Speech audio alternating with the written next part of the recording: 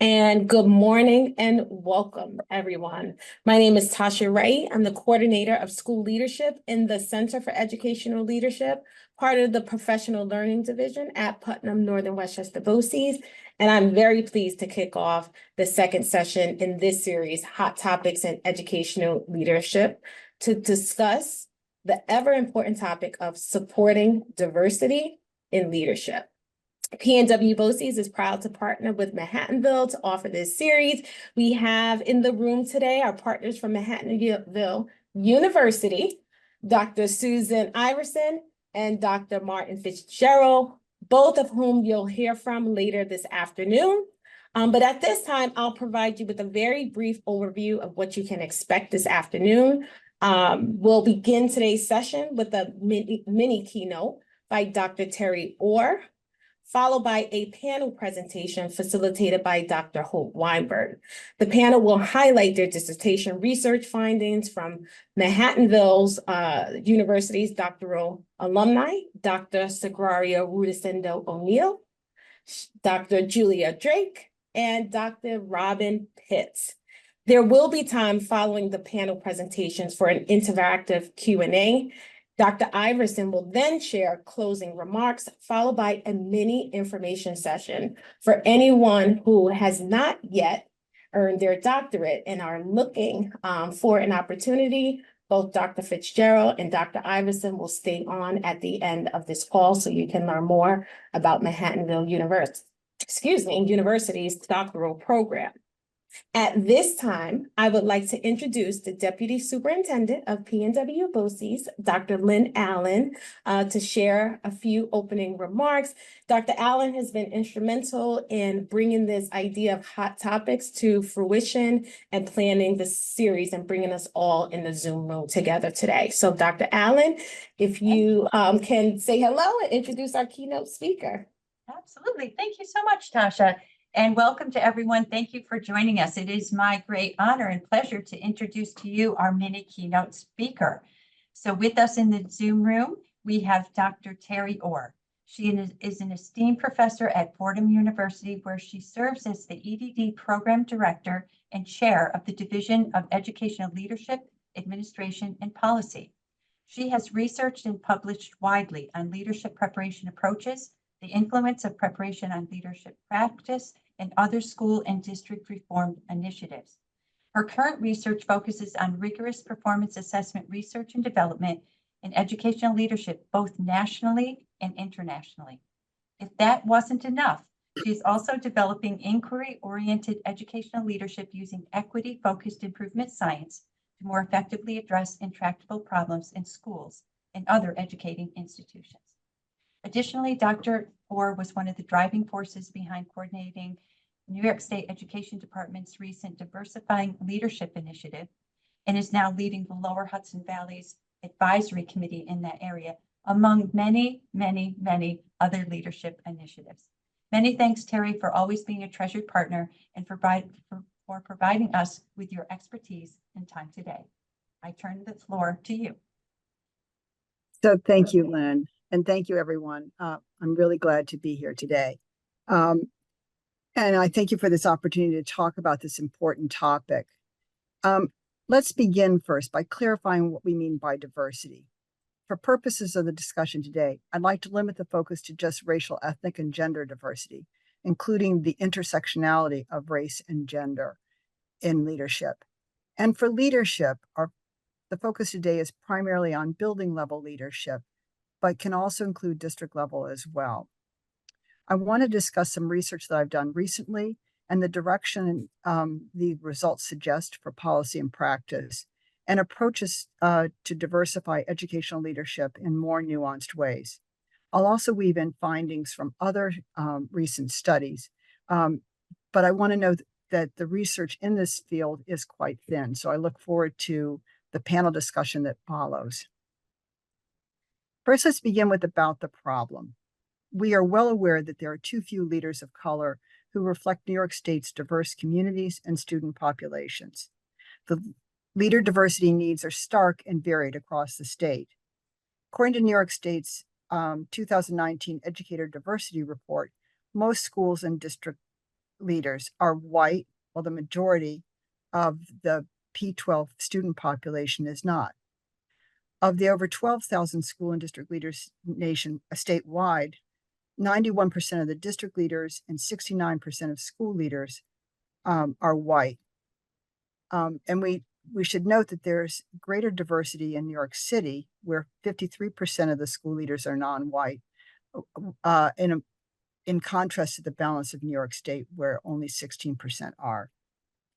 So recognizing that there is wide variability across the state, the need for leaders of color is greatest in schools that are predominantly serving students of color.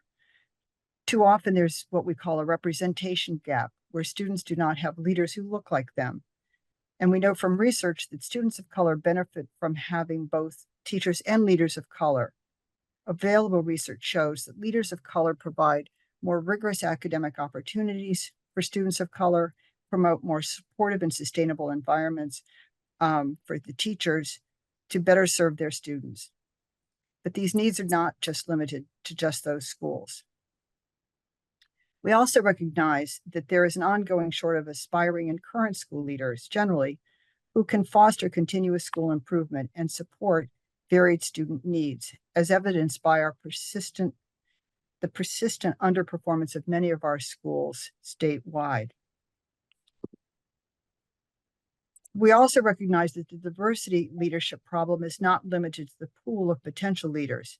Even when recruited and selected for leadership positions, leaders of color are more likely to be placed in challenging positions, such as becoming principals of low-performing schools, where turnover among them is often high.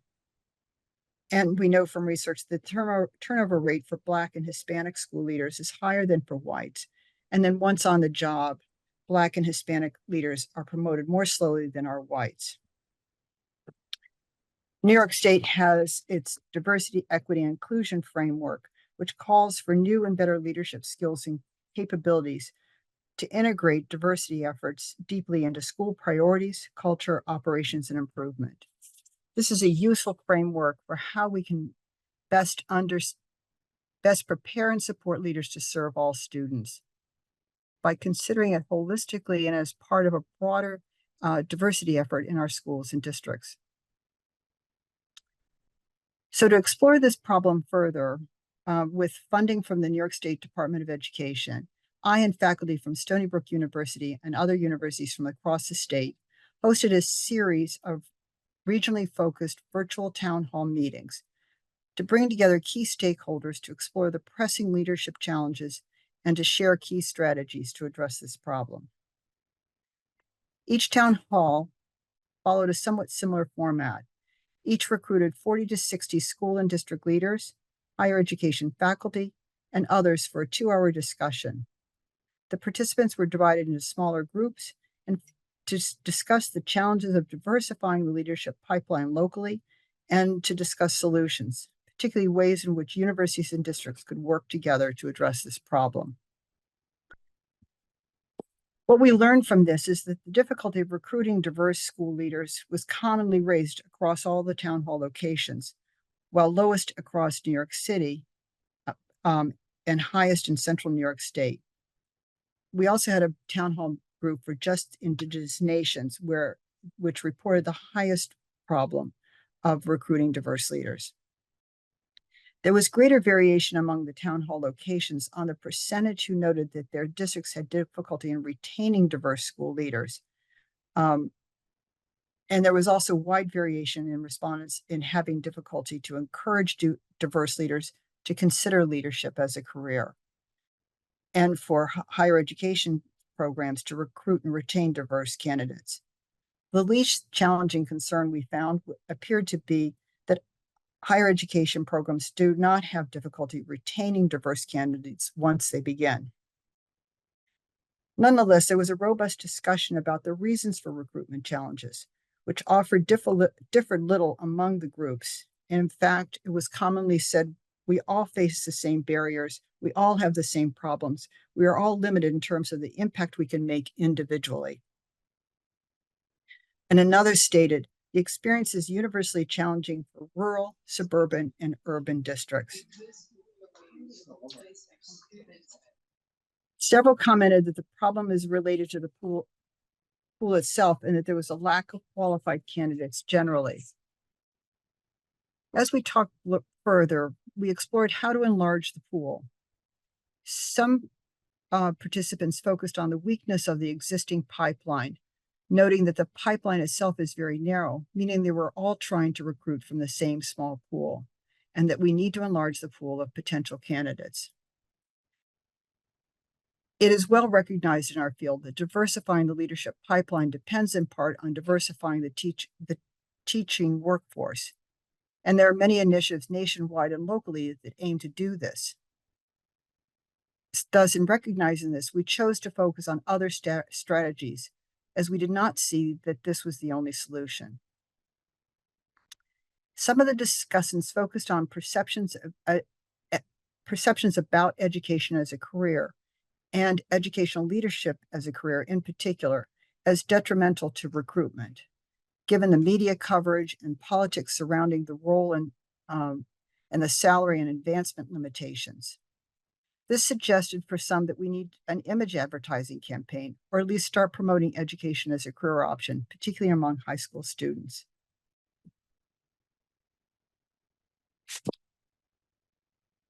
Another focus was on the importance of tapping and encouraging teachers to consider advancing into leadership and not just to leave it up to people to self-identify. This led to discussions about how to better prepare aspiring leaders. District university partnerships came up frequently as a means of improving recruitment and preparation of leadership candidates, and a focus on how universities can better prepare qualified candidates. Some pointed to the need for universities generally to help districts with recruitment or to do a better job of recruiting diverse candidates themselves, particularly given the infrastructure and the support that departments could provide and offer more on-the-ground recruitment. Others focused on the content of preparation and on the internship itself, to suggest that preparation programs are insufficiently preparing candidates to work in other districts.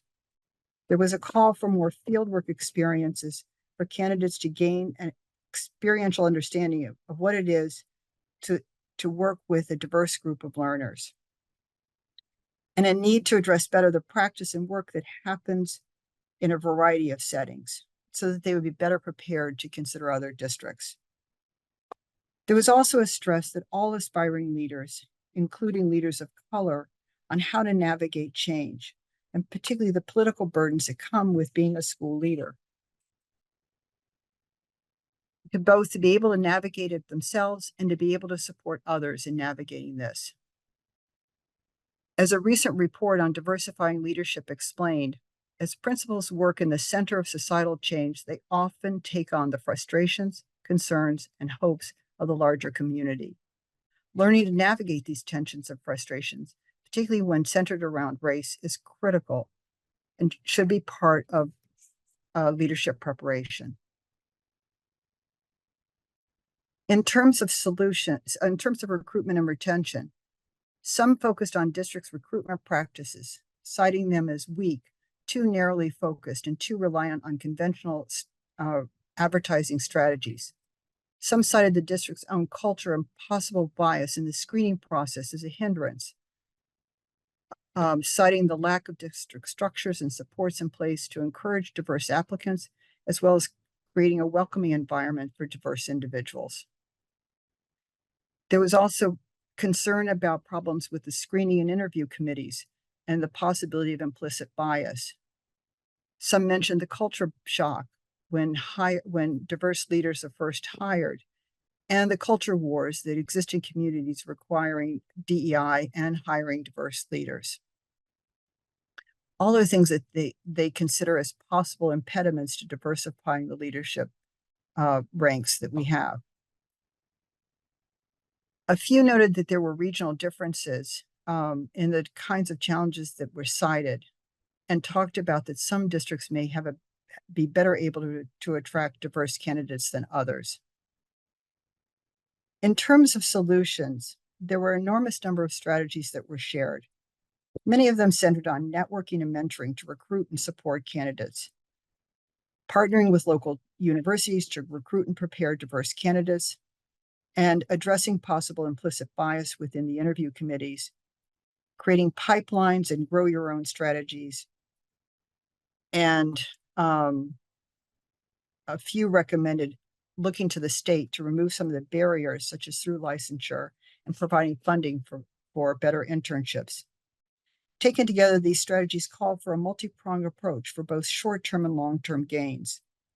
In the near term, some places are turning to novel sources for recruiting, going out of state or to historically Black and Hispanic higher education institutions to recruit candidates.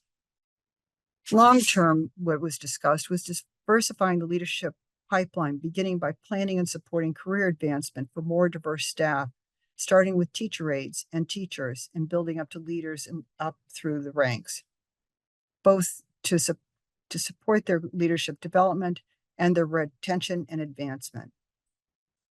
But enlarging the pool of diverse candidates is just the first step. Making sure that structures and processes to screen and interview candidates are fair and culturally sensitive is equally important. Some respondents suggested that diversity training is warranted for screening committees and boards of education, and that guidance and training may be necessary for communities when interviewing and hiring diverse leaders, particularly where DEI efforts have been contentious. Other strategies that were raised was focusing on how you do onboarding for diverse candidates, providing mentoring and support for new leaders, either within the district or within the region, and both those who are in more senior, more experienced leaders, as well as with peers whom they can share a common background. And anticipating and being aware of possible school and community resistant or implicit bias that may complicate communication and working conditions over time.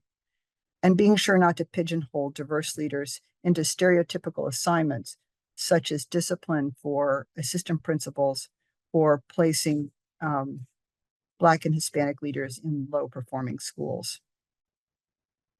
There are several initiatives underway on how to diversify the leadership pipeline, similar to those for diversifying the teacher labor force.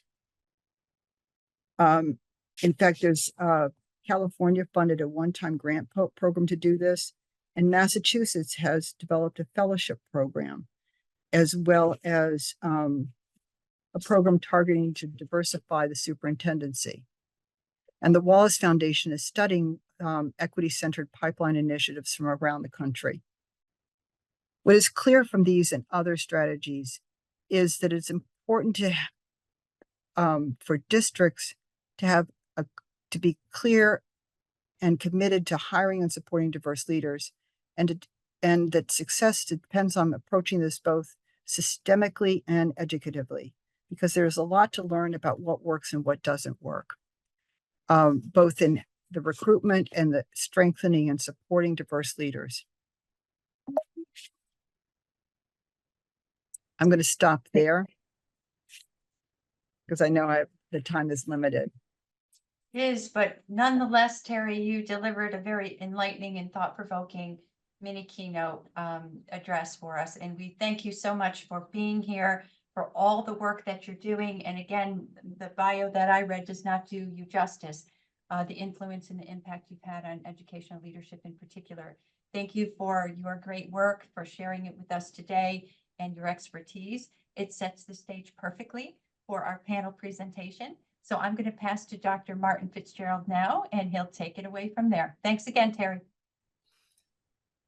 Thank you, Lynn. And Terry, just want to echo what Lynn said there in terms of compelling presentation and some real grist for the mill for this afternoon's conversation. So thank you for that.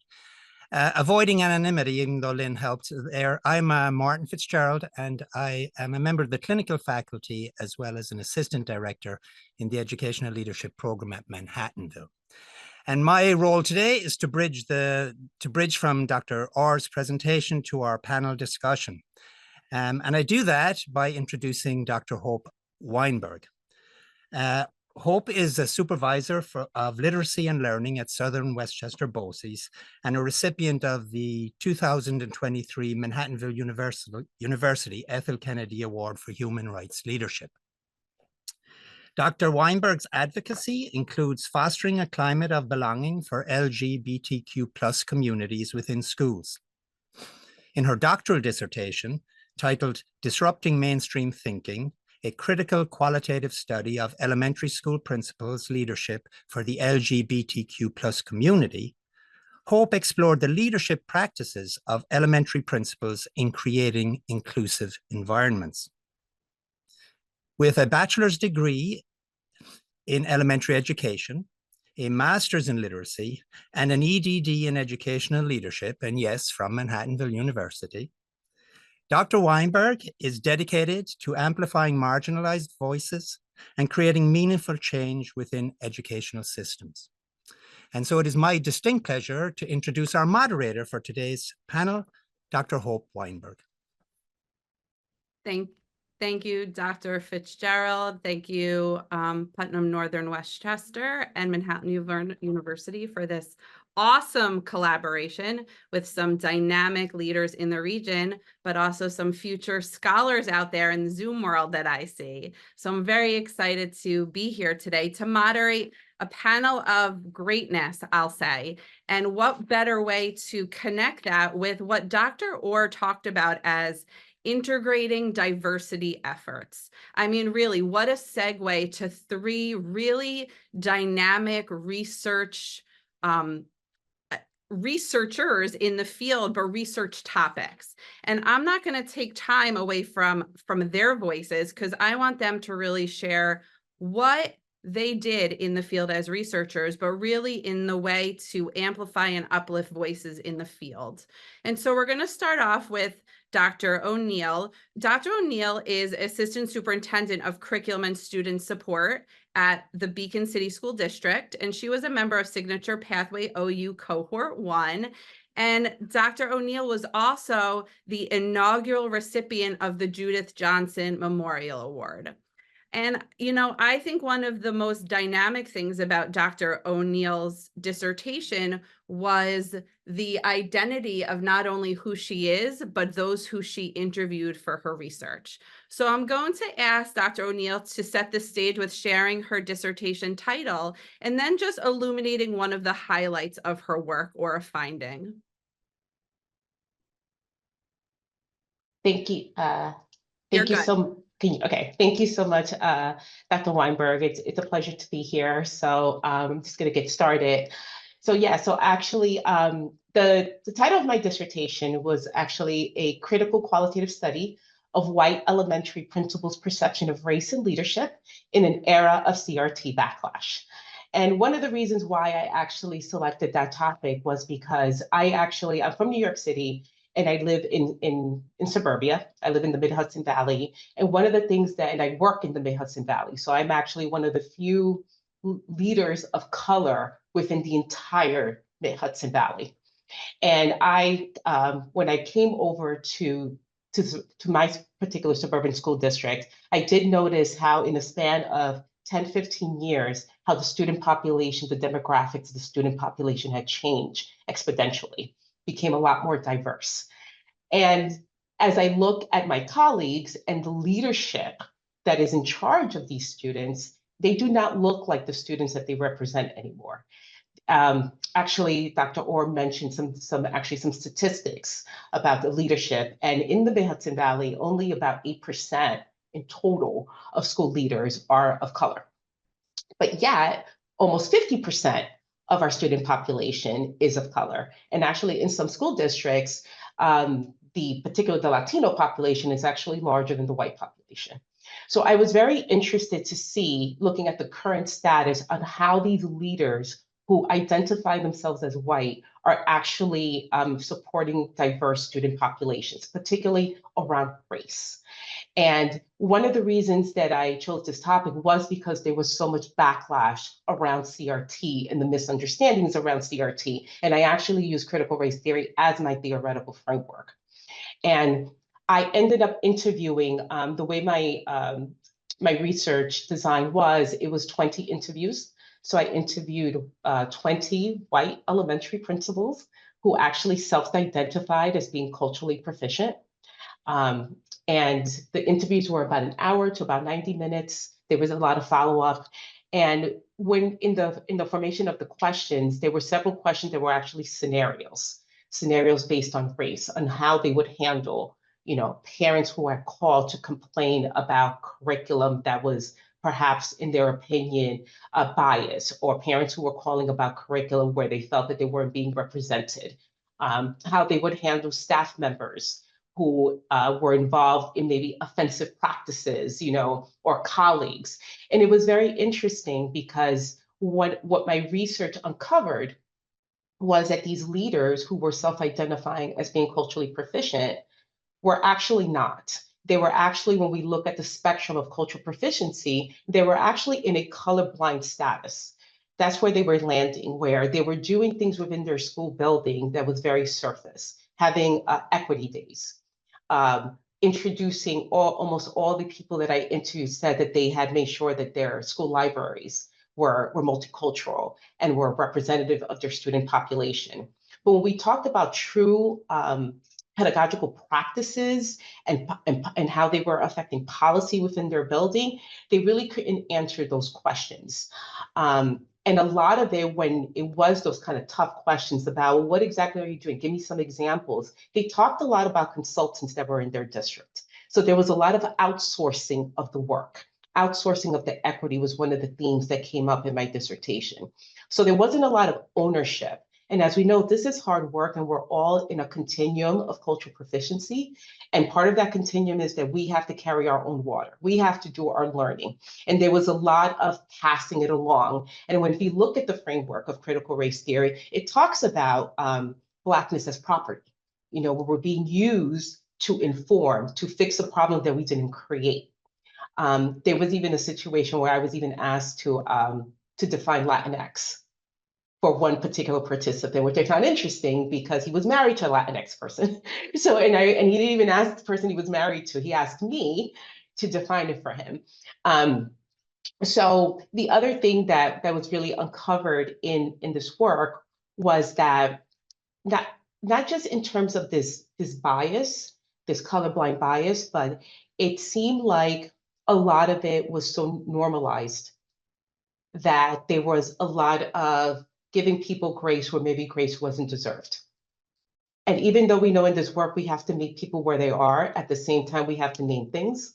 We have to call it out for what it is, because that which is not called out cannot be addressed.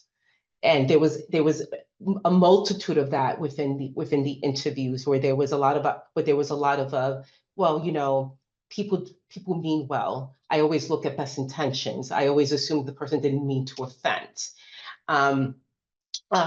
And then the other thing was that when we talked about recommendations for practice. So within my dissertation, I talked about that it goes back, of course, to the leader being in a situation where they are being self-taught, where they are learning, where they're doing reading, where they're investigating, where they're doing a lot of their own teaching, as opposed to relying on someone to do the work for them, or kind of passing the buck, as we say. The other thing is that looking at higher education, at the leadership programs in higher education, and how these courses, when we look at the coursework, there's always these 3 credits in culture or whatever, but really the lens of equity should be integrated and embedded in all the courses. So when you're talking about a course on school finance, the lens of equity should already be introduced in there. When we're talking about the classes around professional development and teacher practices, the lens of equity should already be embedded. So it should be embedded and not the separate pillar, because we're working with a diverse group, and equity should be the lens in which we use everything. So with that, I'm going to pass it on to the next person on the panel, so I don't take up too much time. Thank you, Dr. O'Neill. And I think, that's something we've been talking about. Like, equity isn't this separate thing that sits in this bucket, right? It's a thread throughout everything we do. And it's just who we are in our school buildings. And so to have it as that separate piece is really a way to start to shift the conversation. And something else that was really great that you uplifted, Dr. O'Neill, was similar to what Dr. Orr started with by talking about this idea that our student demographic has shifted, but it has not manifested the same way with our leadership. And so we're a few laps behind in having those windows, mirrors, and doors for our kiddos. And this research really illuminated that. So I'll save a culminating question to the end, and I would love to welcome Dr. Julia Drake. And Dr. Drake is a member of Signature Pathway Cohort 10 and currently is the Assistant Superintendent for Curriculum Instruction at Katonah Lewisboro School District. And Dr. Drake is the 2022 recipient of the Distinguished Dissertation Research Award at Manhattanville University.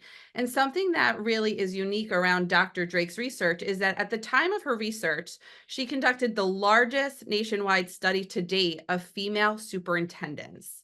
And so when I think about the intersectionality that Dr. Orr started with and talking about race and gender and looking at our school leaders, these panelists really just amplify those ideas and those topics. So Dr. Drake, if you want to just share a little bit about your dissertation title, some highlights, and perhaps a recommendation for future practice.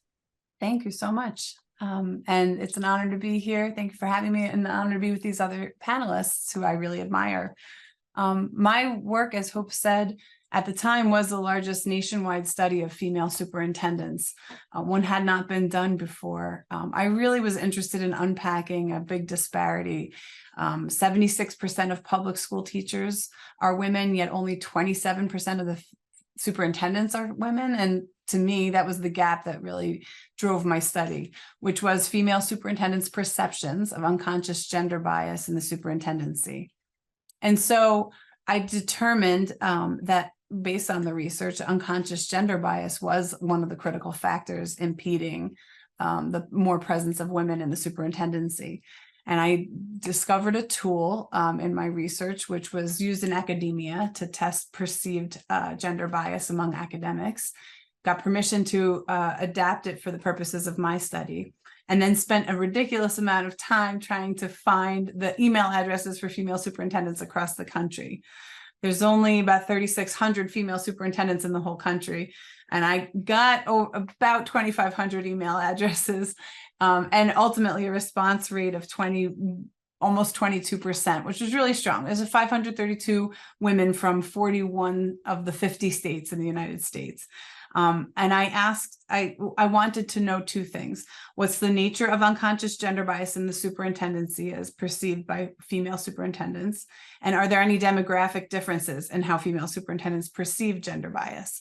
I'll put in the chat in a moment a little cheat sheet for you because there's a lot, but I'm actively trying to communicate the findings of this to try to disrupt this norm as it came to be. But the strongest indicators that I got from women across the country were three, the strongest indicators of bias. First, that people see ambitiousness differently for men than they do for women. For example, strong-minded versus bossy. That was one of the highest indicators of perceived gender bias. Second, that some people are not comfortable being subordinate to a woman. And third, more situations of gender bias occur than are acknowledged in my profession, which would be the superintendency.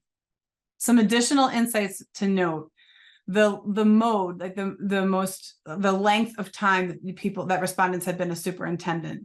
In my study of the women was 2 years. The research said for men, the mode is 16. So there was another flag that was raised, which is not only are there fewer women in the superintendency, but they're not lasting as long. And then we all know the research about mentorship. Only 55% of the respondents were receiving mentorship, and even fewer of those happened to also be mothers. So there was this extra challenge that if you also had children, you were less likely to receive mentorship. And then to overlay with some of our focus for today, I had a couple interesting statistical noticings rise to our attention regarding ethnicity and community type. So in the tool that I adapted, it measured 4 different things: gender inequality, institutional support, mentorship, and oops, I lost my train of thought. Sorry, mentorship and well, it'll come to me. Anyway, of those various types, some are positive, not negatives. So mentorship and collegiality are two actual positives that combat unconscious gender bias in the superintendency. And so when you coded the responses, we found that collegiality was one of the benefits, one of the things that superintendents are experiencing that are working against gender inequality and gender discrimination. And in particular, there was a statistically significant difference in the way that Black or African-American female superintendents answered that question than white female superintendents.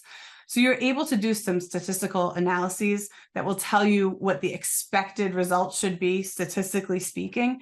And here, slightly more Black or African-American respondents strongly agreed with this statement that many people in my workplace are supportive of my work, which for future dissertation studies, if anybody is interested in future research, it begs the question that perhaps Black or African-American female superintendents use collegiality to succeed in the superintendency in a way others do not.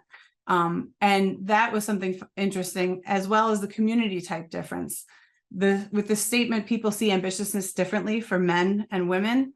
Their superintendents who worked in urban communities showed significantly more agreement with that statement than those who worked in rural communities, which also begs the question that perhaps urban communities being larger and more populous than rural communities face a more competitive pool of applicants and therefore need to fight harder for the superintendency, and as a result, demonstrate ambitiousness even more so, or need to. So two interesting findings correlating to today's presentation. In the chat, I'll share a link to kind of a one-pager summary of my work and the finding, and then a link to the tool that half of my study proved was statistically valid. So it can be used if districts were curious enough to know how their female superintendents feel in the job and to do something about it. And my hope is that by publicizing this in various channels, that more will be done to deliberately support female superintendents in the role. Thank you so much, Dr. Drake. I am always moved to re-listen about your research, especially just thinking of the gender inequality and how it's so deeply embedded in our systems and structures, and even in our norms of social constructs when I think of society and gender roles. So thank you so much for sharing all that. I would love to shift to our final panelist before we open the floor up for questions, to Dr. Robin Pitts. So Dr. Pitts is a member of the Higher Ed Pathway Cohort 5 and is a leadership development coach in New York City Public School Central Office. And so Dr. Pitts really illuminated this idea when we think about leadership and transformative growth, and we think about connecting it to what Dr. Orr really mentioned, thinking of how we are retaining our staff members, especially in our lower income schools. So I'm really excited to hear about Dr. Pitts. If you want to share a little bit about your dissertation title and a highlight from your research. Sure, and thank you, Hope, and thank you. I'm just grateful to be here today. And so just really connecting to what Ms. Orr talked about, the equity of the school leader. My dissertation was a qualitative study on the effectiveness of coaching of school leaders in low-performing schools. And when she talked about the notion that students need a level of affinity in terms of I can see who I could be through the sense of who my school principal is, who my school superintendent is, there is truth to that.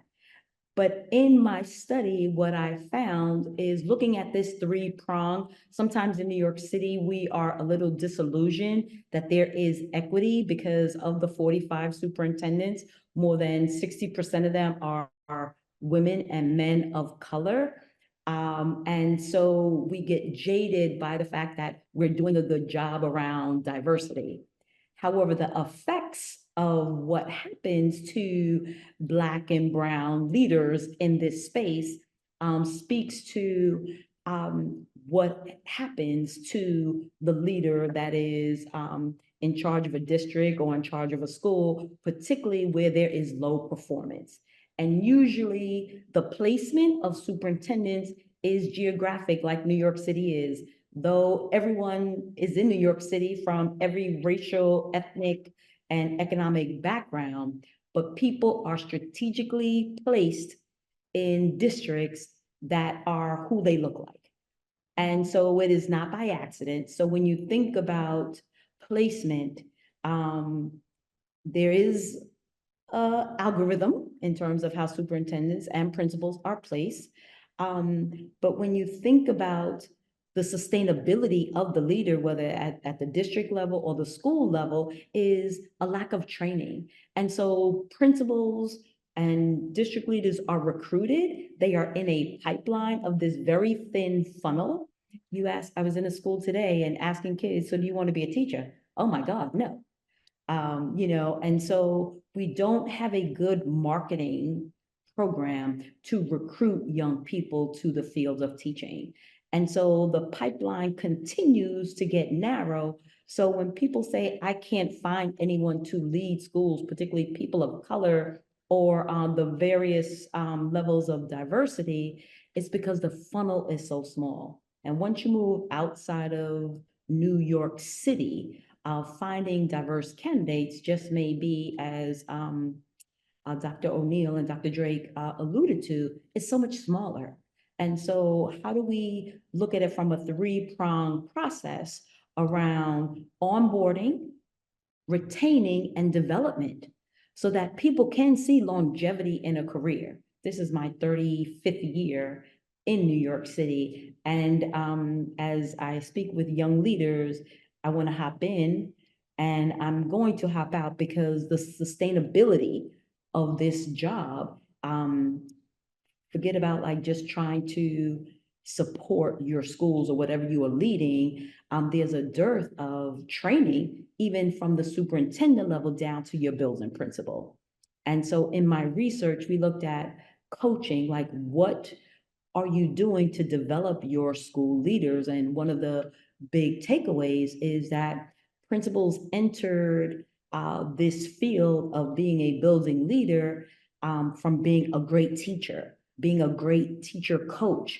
However, those of us who have been principals understand there are more elements that are needed. And what ends up happening is the biggest leadership skill that you should have, which is instructional leadership, is not there, along with those advances in technology that support and undergird that cultural leadership. And so in a dearth that superintendents are not being developed to retain so that they can develop better principals, then principals get a shorter end of the stick. And so in the coaching, what was revealed is that a lot of the principals needed support in that instructional realm. And if coaches were not true coaches that I can bring and help you develop and learn these skills on yourself by more reading, or what do you think you need to do, then that principal struggled a little longer, or they were brought to greater awareness around, I need to go retool myself. And out of the study, some of the findings was, one, that these school leaders had to build great relationships with the coach, that they worked in partnership and in tandem with this coach to really shed light on these areas that they were lacking in. And most of them, 9 times out of 10, they were great in human relations, they were great operationally, but they struggled in developing the pedagogy of teachers. And at the end of the day, that's the essence of that principal's job. And a lot of that comes from, well, how does my superintendent develop me? And then who develops the superintendent in that big bucket area? And that's without touching on these aspects of what is AI going to do to revolutionize the way kids want to learn? And then education bringing up the rear, how do we supply them with the way they're going to be conditioned to learn? And so if you're not a principal, like on that cutting edge of tooling or retooling your instructional knowledge of how kids learn best in this market, you're going to be at a deficit. And so one of the findings and the recommendations are really around, and I think Dr. O'Neill talked about, what are those implications for higher ed? What are those implications for district leaders to ensure that the instructional capacity of building leaders is there, that they have access to the best learning, the best training, so that when they are walking in their buildings and the brand new teacher who has all the energy to want to do the right thing, but lacks those pedagogical skills to ensure that kids have access to a greater instruction and inquiry and learning for learning sets, opposed to, I just need to prepare kids for a Regents exam or to pass a test. And so I think looking at education differently in terms of supporting principals from the onboarding, retaining them, and then giving them an opportunity to explore what are some next steps for them in leadership. Thank you so much, Dr. Pitts. You know, I think you really brought it back home to us in thinking about recommendations for the future.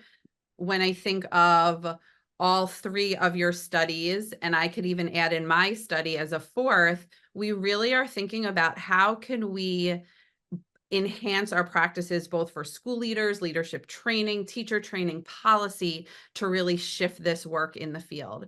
So we would love to open it up. If anyone has a question, if you want to put the question in the chat just because of timing, or if anyone wants to unmute yourself,